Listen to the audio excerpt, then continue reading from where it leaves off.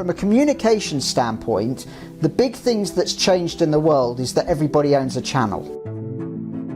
Everything in our lives has expanded apart from time, which means we are more time poor than we ever were in the world. And so those two things come together, the fact that everybody's got a channel and the fact that we're so time poor, to say that the attention is the most precious resource on the planet, and the companies, the organisations with people's attention that win. We live in a world today with digital where everybody wants things tailored just for them. This is the thing that I like. You've got to make your customer the hero. And when I say customer, the person you're trying to engage.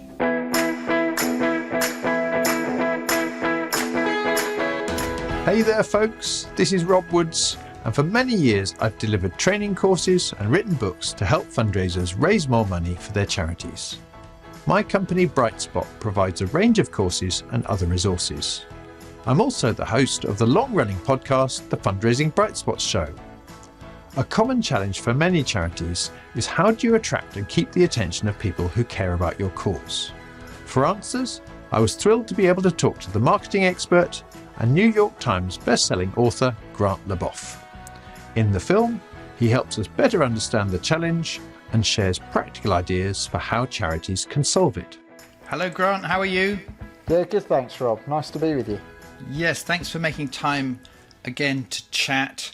I've been very grateful to you over the years. Not only have your books really helped me in my approach to marketing and communication, but then also you kindly came and gave a talk to one of the events we did for our Brightspot Members Club. And that's one of the things I wanted to talk to you today so that our podcast listeners could get some of those similar insights. But before we get into the topic, like I say, to me, you're an expert in sales and marketing, especially in the most modern of contexts. But I wonder if you could start by saying, how do you see your role? What do you spend your time doing? Yeah, so I see my role as a bit marketing evangelist, really. I know I meet so many businesses all over the world who get frustrated that despite their efforts and despite their inputs, they don't get the outputs that they want, that they desire, that they crave. And often I think it's because people are living with myths about marketing and untruths about marketing, which kind of just become the vernacular. They become everyday things and they're not really analysed. And so I see my role as really going around the world and evangelising about marketing and explaining to people how it works and why it works and the things that they can do to make their comms really effective.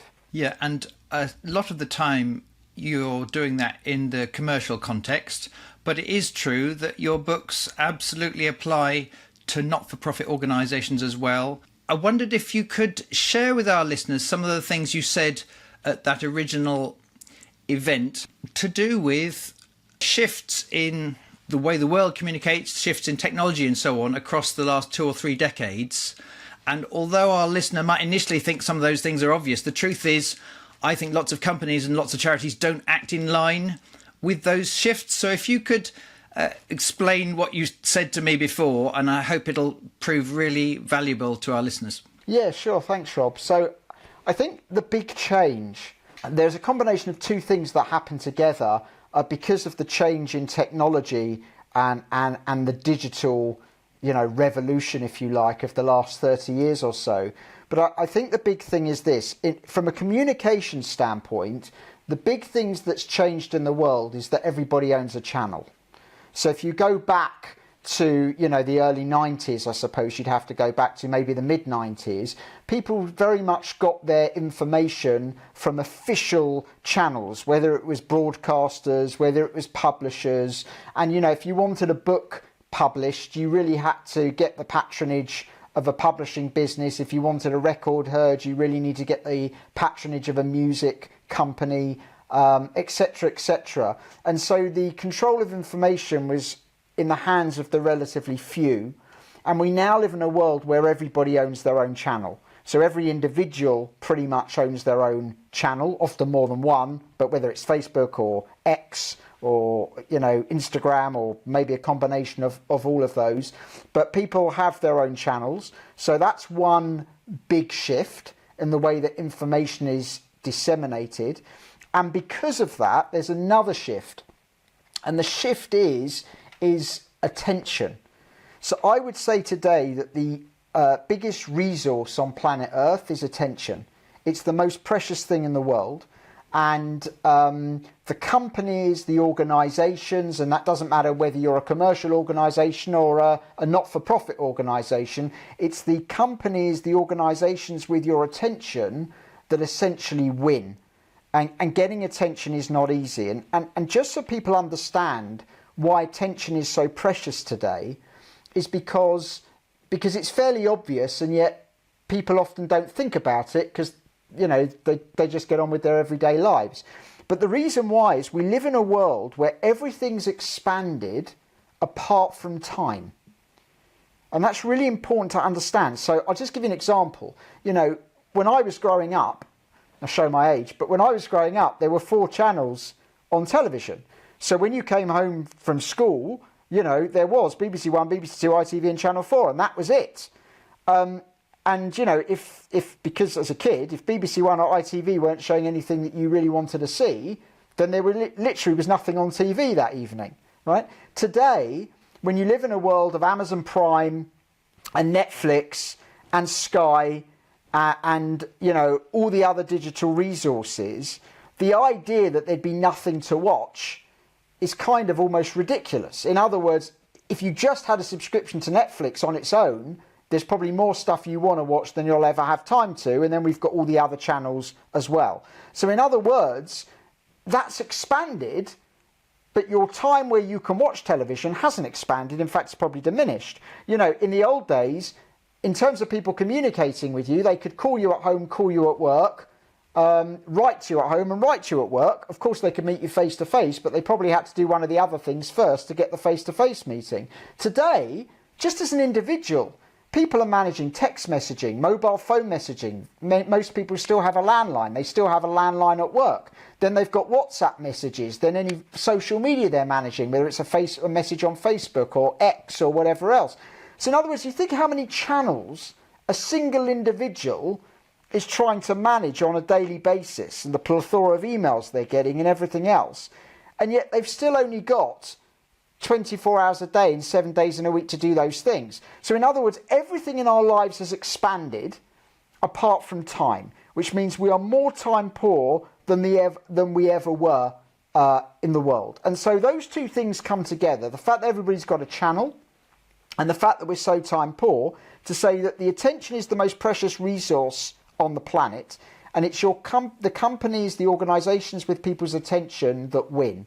And therefore, your marketing today, your central tenet of marketing is about engagement.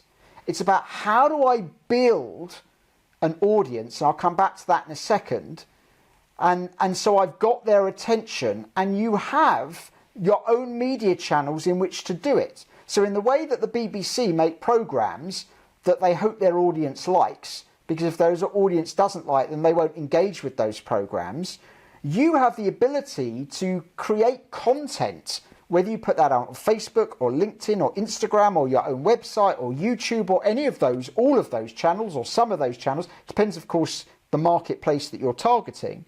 But your ability to then put content out which will add value, and that's the key, to an audience, whereby you can engage that audience and build awareness with that audience, a relationship with that audience where people have good feelings towards your organisation, towards your business. Your ability to be able to do that is therefore determines your effectiveness in your marketing communications, and that becomes a key cornerstone of whatever you do. And the way to think about it is not audience but community. We live in a world today with digital where everybody wants things tailored just for them. This is the thing that I like. I always joke that in the old days you went to a concert. I like Bob Dylan. So let's say you go to a Bob Dylan concert and you buy the Bob Dylan t-shirt. Now people want a personalised t-shirt with their name on it and the date that they went and saw him on, and digital print allows you to do that. People want things personalised. And the way that plays out for a not-for-profit or even a commercial organisation is thinking about the community which you want to engage. You know, what do they look like? And there are three layers of that, really. There's the demographic stuff, which we all know about, although people don't do it very forensically. But, you know, how old are this community? You know, where do they live? What's their income bracket?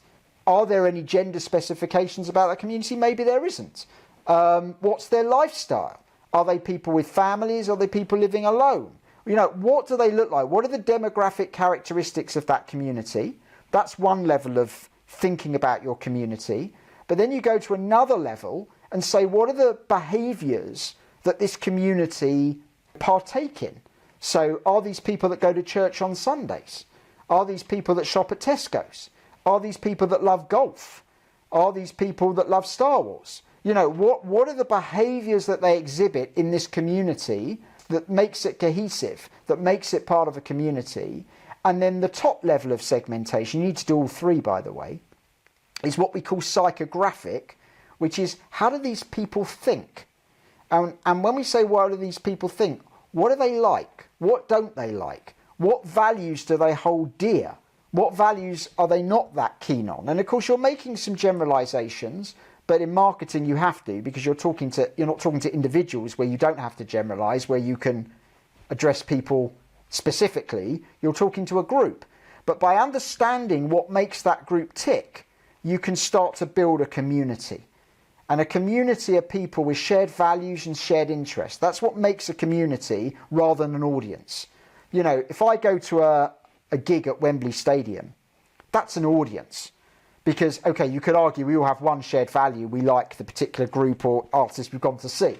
But, you know, within that audience, you'll get an extremely diverse group of people, depending on the artist, of course.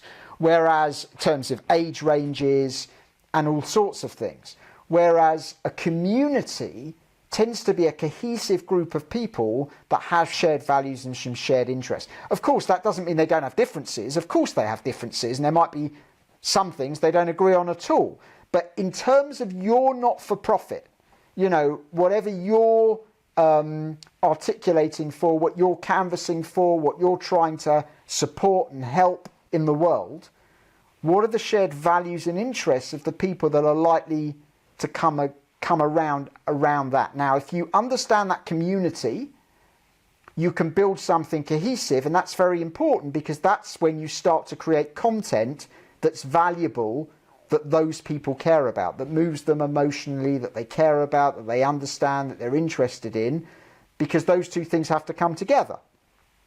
And when you start to pull those things together, you can create something really, really magical. I suppose the one other thing I would say, which, dare I say this, Rob, in my experience, there will be exceptions to this, so forgive me, but not-for-profits are not good at this bit. So if there's one bit they need to take away, perhaps it's this bit. And apologies to the people listening to this that actually are very good at this bit, because there will be some by definition. But you've got to make your customer the hero. When you're looking at content, when you're looking at these things, you have to make your customer the hero. And when I say customer, the person you're trying to engage. So if you're trying to engage a donor, why are they the heroes? And the reason why I say not-for-profits are not very good at this is because, and I'm generalising, so forgive me for that, but I come across a lot of not-for-profits over the years, some of whom I've worked with. And what they do is they tell the stories about the people they're trying to help. And they can be very, very compelling stories. And I'm not suggesting for a moment those stories don't get told. Don't get me wrong. That's not what I'm saying. But the problem is, when you're helping somebody over there who might have a desperate situation and a very interesting and powerful narrative, and there might be some very, very good reasons why those people need and deserve and should be helped, for sure. The problem is that's not necessarily about the donor. And the key is, how do I make it as much about the donor as I make it about the people that we're trying to help? How are they related to those people? And I don't think not-for-profits and their comms often make that link. They often expect the donor to make the link. Oh, there's these people over here that are in a desperate situation and I should care. Well, okay, on a human level, you should care. But why should you care? Why does it matter to you? Why can you be a hero? Why should you take some responsibility? Why should you get involved? And again, that comes back to who is the community we're targeting. Because there are thousands, millions of causes that are worthy. But of course, people have only got a certain amount of capacity in terms of attention and resource in terms of money and everything else. So why is it that I'm going to volunteer for that organisation or donate to that organisation or get involved in that organisation and not that one over there, albeit that both of them are very worthwhile causes? Well, some of that tends to be the community to which you as an organisation decide to appeal, that you decide to foster and make your own. And that becomes a very, very crucial part of any comms strategy, perhaps in some ways the most crucial part. Hi, it's Rob. One of the wonderful things about my job is I get to hear from people after they've done our courses about how it's helped with their fundraising results. To give you a sense of the difference that our Major Gifts Mastery programme can make, here's what Paul Davies from the small music charity Manchester Camerata fed back. Hi, I'm Paul. I'm Head of Communications and Development at Manchester Camerata. We're an orchestra and charity, and I've recently done the Major Gifts Mastery programme, and I can honestly say it's worth its weight in gold. I was meeting on average 6 people a month, and now I'm meeting around 20. I've just secured what is the largest gift any individual's given to the charity in the past. Yeah, do it. If you're at all curious about the difference that Major Gifts Mastery would make to your fundraising, do find out more at brightspotfundraising.co.uk or get in touch to set up a chance to talk it through.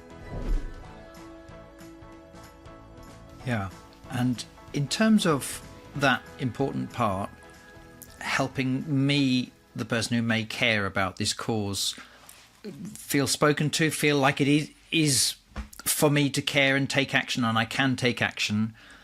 I guess at its simplest, the more time we spend talking to the people in that group, meeting them in real space or virtually, whether it's actually a more organised insight gathering campaign or just meeting them at events and listening to them or going to places where they go and seeing how they talk about the world, talk about their values, talk about these causes. I guess that's one thing we could do. If in doubt, just find ways each month to spend more time hanging out with and understanding those that do care. But what else can we do? And do you have any practical tips on how to make this work in practice so that we can then transfer those insights, ideas, language and so on into our communication? I think one of the things that people should do, but in an organised way, is use social media not just to post but to listen. Because when you've got donors, supporters involved with you, and you've got those social media accounts, you can be following those accounts and starting to look at the common themes. And you can use keywords to help you do this on social media monitoring software. But looking at those keywords, looking at things that they talk about, because what you start to understand is sentiment. You start to understand, what do my community, what are the other things that drive them? What are the other things that they're interested in? What are the other things that are concerning them? And again, this is always in the round. You know, I always explain to people the difference between marketing and sales is marketing is brand or company or organisation communication, and sales is person-to-person communication. So, you know, if you're on a fundraiser on a street, you're really in sales at that point, or speaking to individuals on a one-to-one basis. And of course, you can learn quite a lot from those interactions, albeit careful not to make one person's opinion the whole community's opinion, but nevertheless, you can learn a lot cumulatively from that. When you're doing brand or company communications or organisation communications, you are speaking to the community. And therefore, you do have to make some generalisations about that community. But again, the more cohesive you build that community, the easier that engagement and being able to give value becomes. But using social media to listen, to understand what's going on, to think about what people are posting and what they're thinking about on your topic, but on other topics as well. So, you might be funding, to supply water to Africa, which is obviously a worthwhile cause.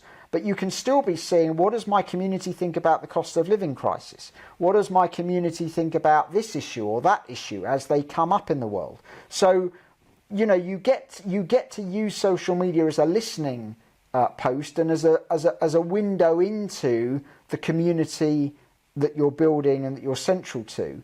I don't think that replaces meeting people face to face and doing all the things that you said as well. I think they're all great things, but nevertheless, it's very helpful to use social media in that way, because it gives you scale and understanding, which is hard to get otherwise. Yeah, and hearing you talk there about that face-to-face fundraiser on the street, it reminds me that usually, certainly medium-sized and larger charities, have lots of great fundraisers who are having conversations. Community fundraisers, corporate fundraisers, trusts and major donor fundraisers, they are having lots of conversations. And if that person's half sharp, and usually they are picking up all kinds of interesting insights and realizations of the kinds you've said. A challenge that kicks in, especially for those medium-sized and larger organizations, is the extent to which they are then given a platform, an easy platform with which to share those ideas and insights back to their colleagues in other teams for whom these things could be useful, and indeed higher up to those who might be planning the next campaign, big picture, or next week's social media communication and so on. I think unless organisations work really hard to ongoingly ask for those insights to be shared, to benefit from the good listening that is usually being done, I think there is often a disconnect and we really miss a trick. Yeah, 100% agree. So for me, it's a process. So when I ran my marketing agency, we used to have a Friday lunchtime meeting. And at the Friday lunchtime meeting, the agenda was very, very simple. What's one thing you learnt this week? And everybody would sit round and say, I learnt this week this. I learnt this week that. And these days, even if teams are all over the world or all over a country or whatever else, I think organising, I suppose it depends how big a team is as well, but organising a 1 hour Zoom or a 1 hour Teams meeting or whatever, where everybody, and maybe it's every other week, maybe it can't be every week, but where people bring to the table and say, look, I've been mixing with our corporate donors this week, I've been mixing with our supporters this week, I've been mixing with our volunteers this week, and these are a couple of things I learnt about what they're saying, what they're thinking, what their world is. Just having a process for sharing that information becomes really, really important. So I don't think it's difficult to do, but I think it's about just having that as a process, because without a process, as you point, it doesn't happen, unfortunately. Another question I've got is, I was so affected several years ago when you explained this idea about the value of attention and the organisation that can happily, regularly attract and gain the attention of those that care about a particular issue. That is the one that will win. And I wonder, any other thoughts you've got on, practically speaking, especially if I'm a smaller charity, I might be a hospice in a particular part of the country or any local group. What are some other things we can do? Larger organisations right now, they've even got a podcast and so on. But goodness knows the resources you need to start and then keep one of those going. But what are some practical things that smaller organisations can do to ongoingly create content and have the resources to create at least some content, so that the relationships deepen, and if and when someone's able and wants to give, then obviously we're going to ask for that as well? Yeah, I think that's a great question. There's a few things that people should think about doing, any size of organisation, but obviously if resource is hard, this becomes perhaps even more important, although it's important for everybody. So there's a few things I would say. On a very practical level, you need to plan and you need to bulk produce. Because the idea of, let's say you're going to make a video a week. You can't make a video a week. You know, you can't get a camera crew down to make a video every week. It doesn't work. It's not practical. It doesn't work. But what you can do is you can get a camera crew down and you can make 20 videos. When I say 20, I don't mean feature films. Obviously, I'm talking about 90-second, 2-minute little sound bites, little clips.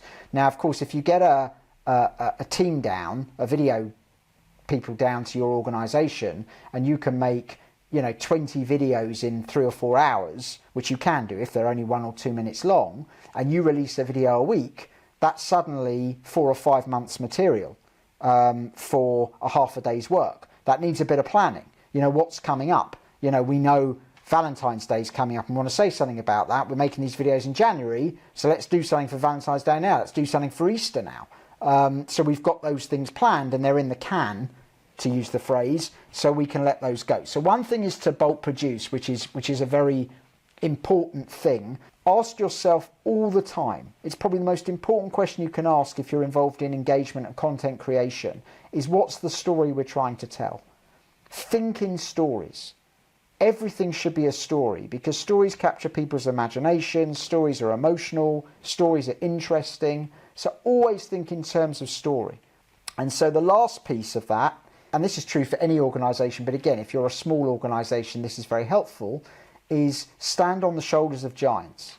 And what I mean by that, to turn Sir Isaac Newton's phrase, who can you leverage? Local MPs, local business leaders, local youth leaders, local celebrities, whether they can be athletes or footballers or anything like that. Who can you leverage that has an interest? I mean, if you're a national organisation, in your particular focus and the people you're trying to help, but if you're a local like a hospice, these people have profile, and often they're willing to help, to get involved, and they allow you to spread your net further, to make your content much more interesting and dynamic. And so these kind of ways of thinking are extremely helpful when you're trying to engage a community. Just before we finish, Grant, because there's so much already we've covered, if there's one more thing that our listener, if they're thinking, actually, it's just, I have to find ways to get people's attention and keep it because of the quality and insight of our content, there's one more simple, even seemingly obvious thing they could be doing, what would it be? Yeah, I think the big thing as well is to think in terms of emotion. Just think of what is the emotional deliverable that this 2-minute video or this 2-minute article or this 5-minute podcast or whatever it is, what is it meant to be delivering? And make sure you deliver it. If it's meant to be a feel-good video, make sure that you do leave people with a warm, fuzzy feeling. If it's meant to make people smile, make sure it will. If it's meant to shock in a constructive way, then make sure it does. But I think you must think about the emotional impact that it has. And I'd implore all of your listeners to do this. When you share a post, when you are moved or compelled to like or share a post, just stop yourself for a minute and think, why am I doing that? And I promise you it's because it's had an emotional impact on you. It's not because the stat in it was formidable. The stat might have been, but that might have led to an emotional impact. But it will be the emotional impact that it's had on you. It's made you smile, it's made you laugh, it's made you cry, it's shocked you. It will be an emotional impact that leads you to say, I've got to share this with a friend, or I've got to share this with my partner, or whoever it is you're sharing it with. So think in those terms, because it will make your content and your communication much more potent. So, Grant, I'm just conscious of time. We've covered a lot of ground, both in terms of the background and the context for this stuff, and then some really good practical things that people can actually implement into their work. So thank you ever so much for making time to chat to me. Just before we go, Grant, if people want to find out more, one of the things that I love about your work is there's various really high quality and succinct films where you teach lots of these ideas and lots more. Where can people find out more, either free films and or find out about your books and so on? Yeah, so if the best place to find me is stickymarketing.com, which is my website, stickymarketing, all one word.com. And as you've alluded to, there's a lot of free resources on there that people can access and hopefully enjoy.